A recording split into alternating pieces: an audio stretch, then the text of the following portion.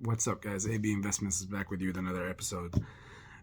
Today has been a crazy, really crazy day. I stayed up all night yesterday and stayed up for the pre-market, then went to sleep, but woke up weirdly 3 hours later. I think I'm very tense on what's going on with the markets. I'm anticipating a few plays. That's why. Um, but I also got and as soon as the market opened, I also had a call from my restaurant that my one of my employees couldn't make it, so I had to go and cover until the second shift came in. It's a Greek restaurant, if anyone is wondering, out in Kentucky, here in Florence, Kentucky.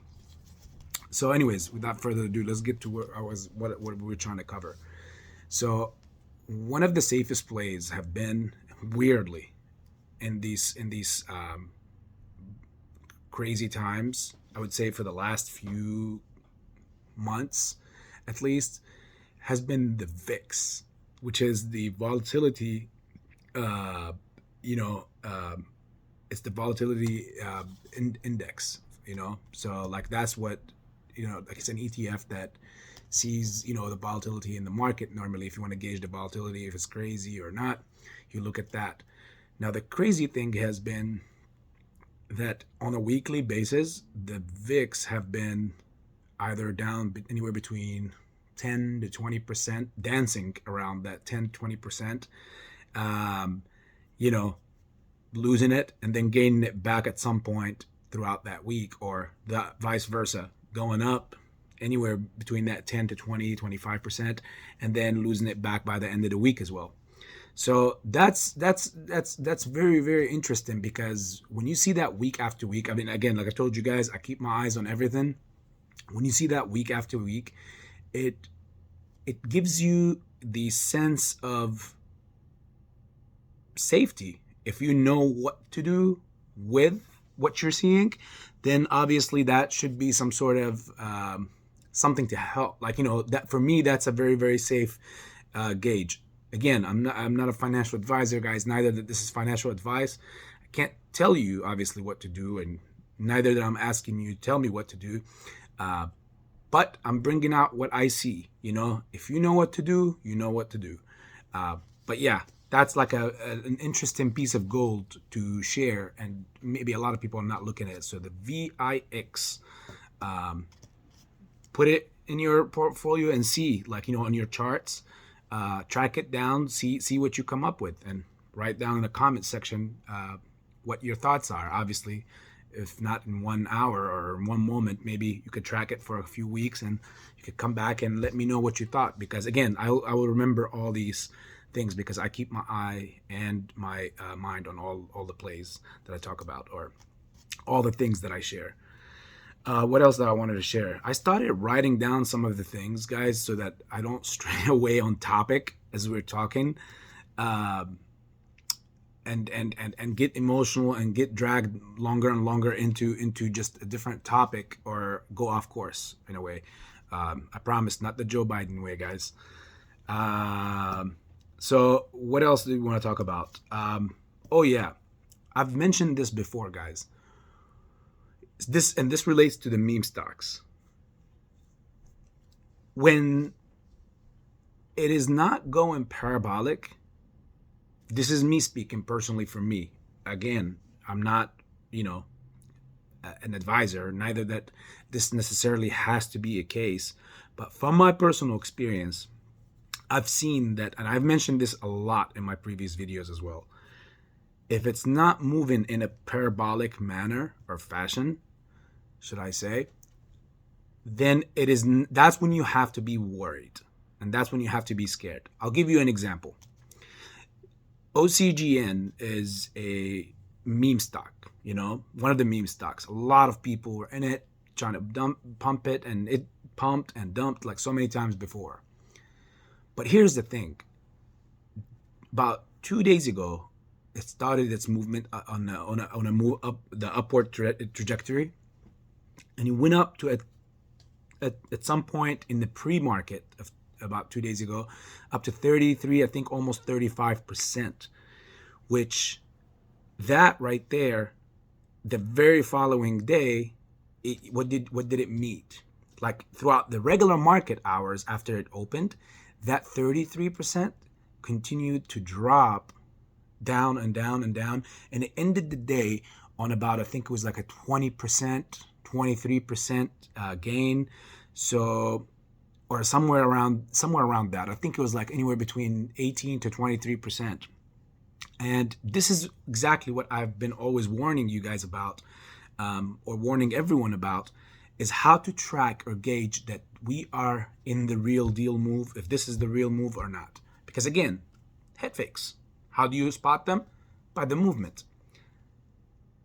Head fakes can't be controlled when the movement is parabolic. So I'm giving you guys literally like this valuable intel, because you could, like, this could be added.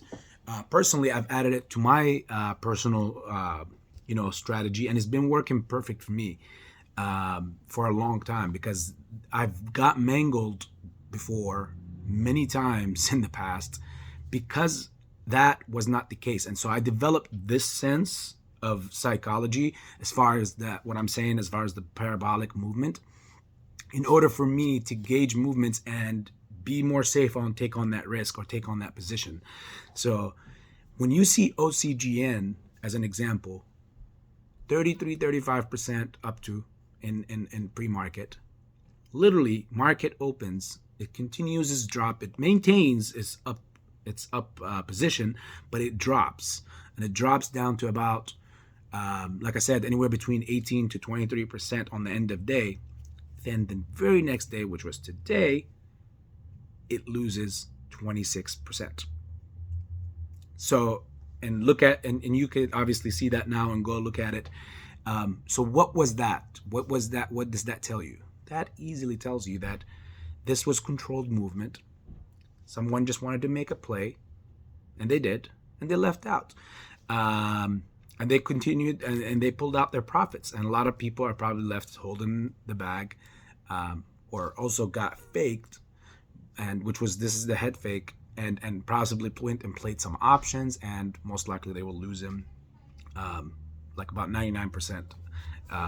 They were going to lose them because they were very cheap, and most people probably bought them for the expiration of this week.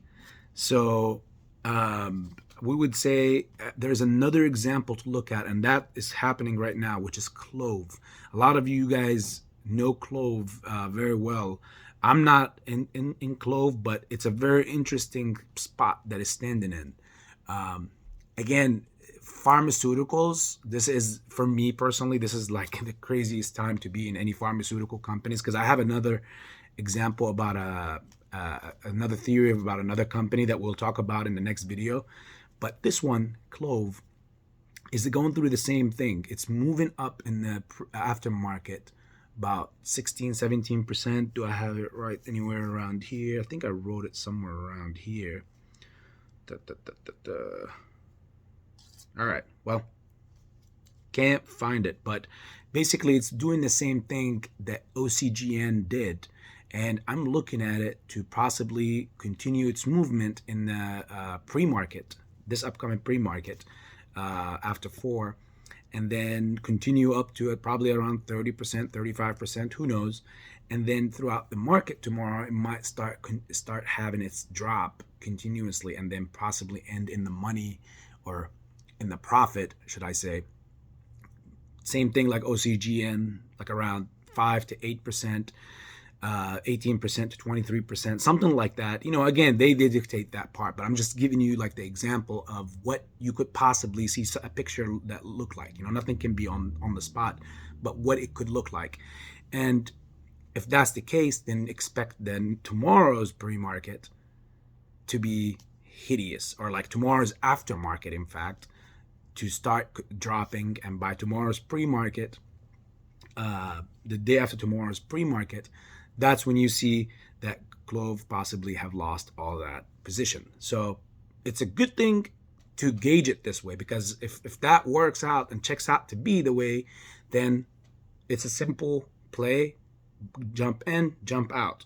I'm not telling anyone to do anything or not to do anything, guys, but I'm just trying to give you like an insight on how to gauge these things and look at them, and you could do it for yourself after, like with different stocks. I'm just giving you what I see and how I see it, because it's important that you track the pattern. It's not, and this is how you get your first successful step toward chart analysis, is throughout first you knowing what to look for and how to gauge things perfectly, and patterns on your own, and then that gives you a much easier road to fully mastering that chart analysis down the line.